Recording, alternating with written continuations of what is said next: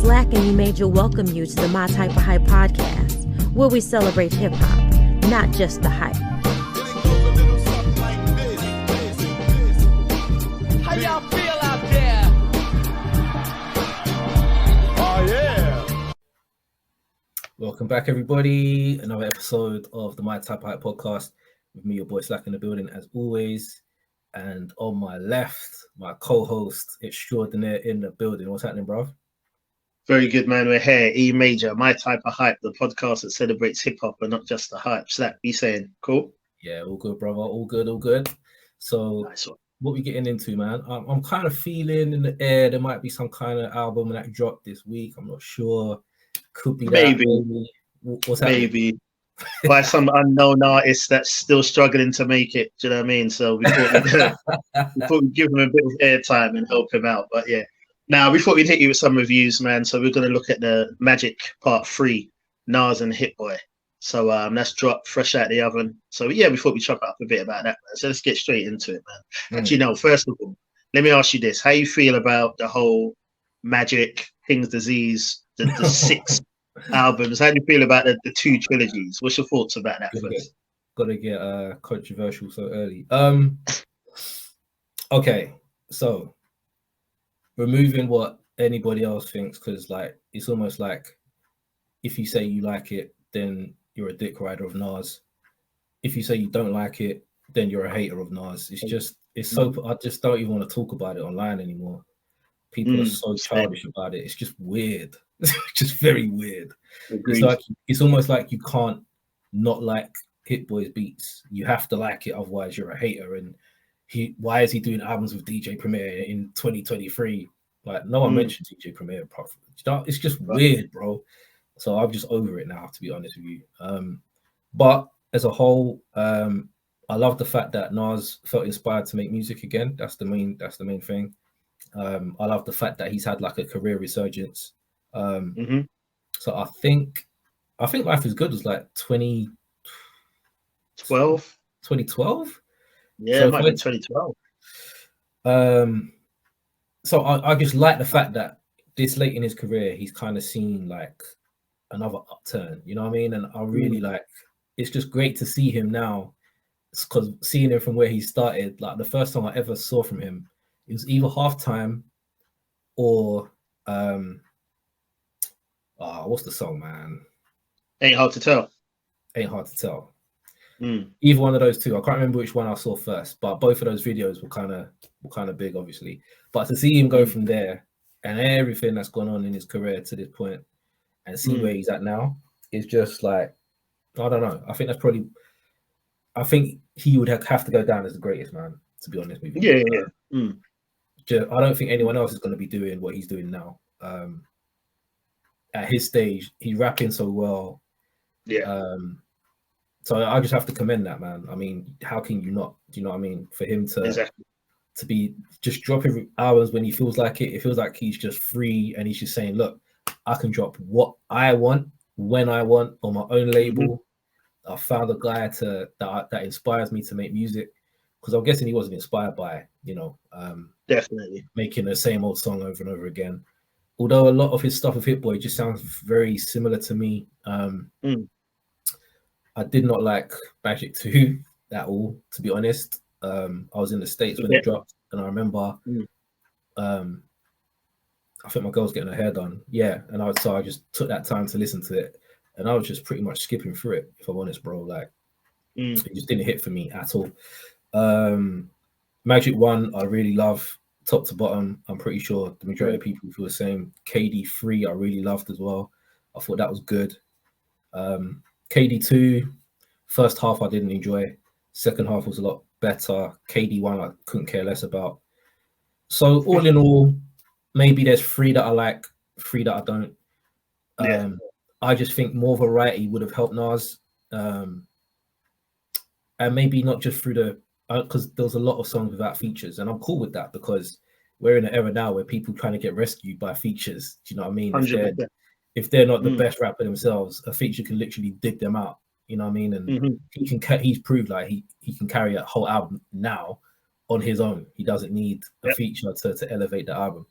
I'm just not a fan of Hit-Boy, bro. Like, I don't know what it is, if it's his drums or the way he samples. It just doesn't feel like organic. It just feels very robotic, and I don't know, man. It just doesn't hit for me. Pun intended. It just doesn't move me, man. Like nine times out of 10, I can listen to this beat and just be like, it's just on in the background, like elevator music. But there's other producers, like, you know what I'm saying? Like, you get I just don't get that with him often. There's some beats that are sick, they're good. Yeah. But then there's a lot that's just there. And on this album, it was like there was one song that was good, and then the one that followed it was not. That's how it kind of felt to me. Like, oh, that's good. Oh, that's good. Oh, that's good. So all in all, I just thought it was very just another album. It's nothing that I'm going to return to often. Magic 1 I'll still return to because you know that was dope. KD3 I'll still return to. This one and Magic 2 I'm not going to return to often at all. KD1 I never return to. KD2 maybe a few songs towards the end. Store Run and a couple of others. So all in all, I say all that to say I highly respect what Nas is doing or what he's done. I highly respect what Hit-Boy's done as well to make a real name for himself with Nas. I'm not a fan of his music, and I don't care who is offended by that. I'm not a fan. You could be a fan all you want. I'm not. I'm not gonna throw on Hit-Boy's beats. It just feels manufactured. Like, it doesn't feel like it's coming from this. Like, I can listen to a Dilla beat and it feels like it comes from the soul, like the way he chops a sample and stuff. This one, it just feels like, I don't know, I can't explain it. It just doesn't feel, I don't get any kind of feeling about his music at all. But I think Nas is still rapping really well, so that's really good to hear.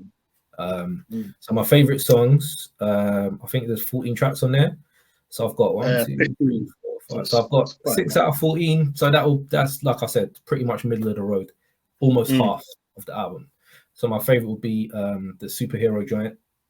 I love this feeling, which is my favorite song of the album, I think. So a song like that will tell me, yeah, that beat is nice. Like, I like the way that the sample is incorporated into, and there's actual drums. But a lot of his drums, it just doesn't sound proper. It sounds like it was made on a computer rather than, you know, proper, like chopping up some stuff. Based on True Events was good. Based on True Events 2, I liked Jodeci Member and Speechless were my favorite songs. Okay. Not really bothered about. So how you feel, bro? Yeah, I mean, like you said, in regards to the whole chemistry, it's good to see. You know, he's just in his pocket right now. He's feeling like, you know, he's having fun. And like you rightly said, I think a lot of people with Nas, with people like Nas and Jay-Z, it's very, and I mention them together on purpose because it is what it is. With people like those two MCs, I feel like people can't be objective. Do you know what I mean? And I think, in all honesty, if this collaboration was with any producer other than someone like a Primo or Pete Rock or someone like that, I don't know if it would warrant the same. How can I say it? I mean, people are frustrated at times because it feels like people want Nas of the 90s, right? So I think a lot of people are surprised at the connection with him and Hit-Boy. As we've said many times, I don't care who he hooks up with. If it's good music, it's good music. Facts. What I am excited about, right, and what I am glad about is that he's obviously in a zone right now. Yeah, he's dropped 6 albums in the last, is it 2 years or less than that? 6 albums, 3 years, is it something like that? Yeah. Right. There are people. I think King's Disease was 2021. Yeah. It was because it was still COVID time. COVID time. Yeah. Exactly. So there's people that won't drop 6 albums in their career more than likely. Do you know what I mean? So he's definitely hit a lane and he's run with it. They've got good chemistry, which is what's important. Hit-Boy's music for me, once again, pun intended, is very hit and miss. Like, a lot of his music is very forgettable. But then the ones that hit really do hit. I like them a lot. Do you know what I mean? A lot of the tracks on this, though, to bring it to, I mean, and yes, if I had to pick Magic or King's Disease, I'm picking the Magic series. King's Disease 1, once again, not just to say it because you didn't move me that much. So when everyone was like, uber gassed about it. I didn't get it. And that Firm track pissed me off because I'm like, you've got Firm together and you're on that cut, like, nah. So I never goes back to King's Disease 1. King's Disease 2, few tracks. 3 was my favorite out of them all. Out of the King's Disease, I mean, out of the Magic series, Magic 1 for me blew my mind. And it wasn't just because we weren't expecting it, because we weren't really expecting any of these. But that Magic 1 dropped and it was like, rah, this felt like it was, for me, still to this day, it's the best thing since Life is Good. Do you know what I mean? Magic 1 for me is incredible. Production, I don't think there's one track on there that I don't like. So it's a solid, like, it's a strong thing. But to bring it to Magic 3, sorry, a lot of the tracks for me felt like it was probably, they thought about dropping a Magic 2 deluxe edition.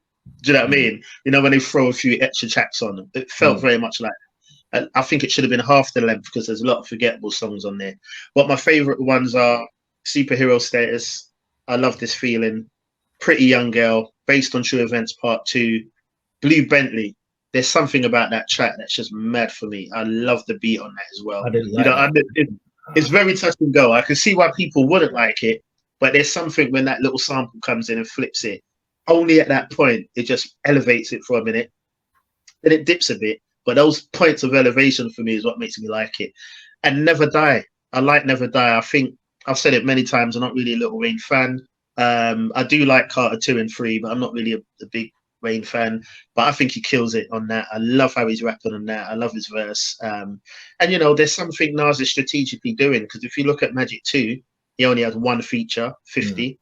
And then on this one feature, Lil Wayne. So he's not hooking up with, I think maybe even on Magic 1, he only had one, if I'm not mistaken, when it ASAP Rocky might have only had the one feature as well. So, you know, he's not just hooking up with anyone. He's doing what he wants to do with who he wants to do.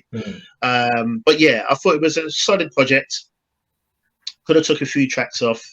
Those are the ones that I favour. And like I said, Blue Bentley and Never Die are probably the ones I can see myself going back to quite a lot.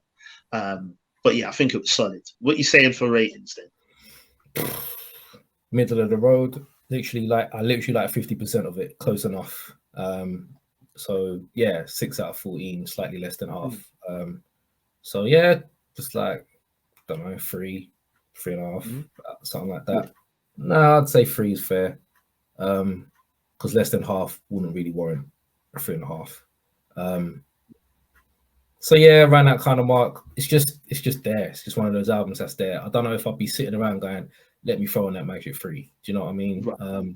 So for me, for an album to really like resonate and me like want to go back to it, that's when like an album will get a high rating from me. But if it's just, and I don't care if it's Nas, I don't care if it's Fonte, I don't care if it's Busta, like my favorite artists, if they drop something, I'm like, then it is what it is. Do you know what I mean? So Nas is probably my second favorite rapper of all time, if not the first. So, you know what I mean? I would always hold his stuff up to a high regard for his career and how good he's been consistently. He's had dips, yeah, but in the main, that's pretty much the perfect rap career. Do you know what I'm saying? Even at the end, man selling out arenas and on this crazy album run. So, yeah, I highly respect him, man. Highly, highly, highly respect it. But yeah, it just doesn't warrant me going back to it often. So I'm gonna play it in the car later. Do give it the car test because sometimes albums do hit a bit different in the car. I see if there's songs that I skipped. Maybe I might like a little better, but I doubt it, to be fair. So yeah, it's just like halfway for me. Yeah, same. I mean, I'll go with, because 3.5 is dope. If someone said, "What do you think of Magic 3?" I don't think I would turn around and say, it's dope. You know what I mean? So I'd probably say I'll be like, 3 it's good. as well. It's good. Yeah, it's good. Yeah, like 3.5 is like average. It's way beyond average. Right. But I think on a good day it would be 3.5. Yeah. But my rating, like for standard, it would be 3. I mean, I went back to Magic 2 today after listening to Magic 3, and that was very forgettable as well. But yeah, there are dope songs on it, but I don't know if I would say the overall. Yeah, exactly. The thing that made Magic so good as well for me, Magic 1, is that it was a short album and every track hit. So that's immediately going to rank high. Do you know what I mean? If he did that on this, if he cut this down to maybe 10 joints, and there 10, was these 11. ones on there that are like 6 on there, and maybe another 3 that I'm like, then that would have been way higher. Because Exactly. Nas is like, he's still rapping, so he's rapping well. Yeah, he definitely is. Yeah, so maybe just a bit long, and I was getting kind of bored by the end, to be honest. So yeah. All right, Nas, Magic 3. Right. So, you know what I mean? People, chuck your thoughts in there. How you feeling about it? Where do you think it tallies up in line with the other Magic albums and King's Disease? And the only reason I guess they're always mentioned together is because of the run that he's on. You know, and let me just quickly say this as well. It might have been last week or week episode before when I was saying that Nas's catalog sometimes doesn't match him.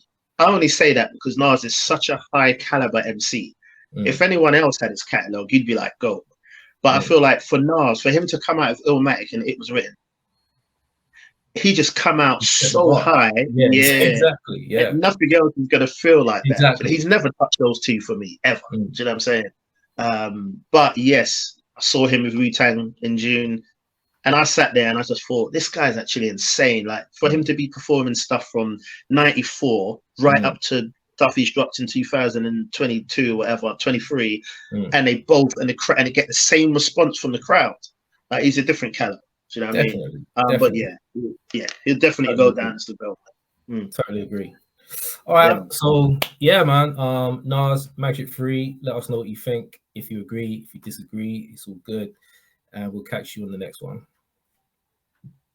Peace. My Type of Hype. The podcast celebrates hip hop and not just the hype. Till next time, keep it hype. Till next time. Peace.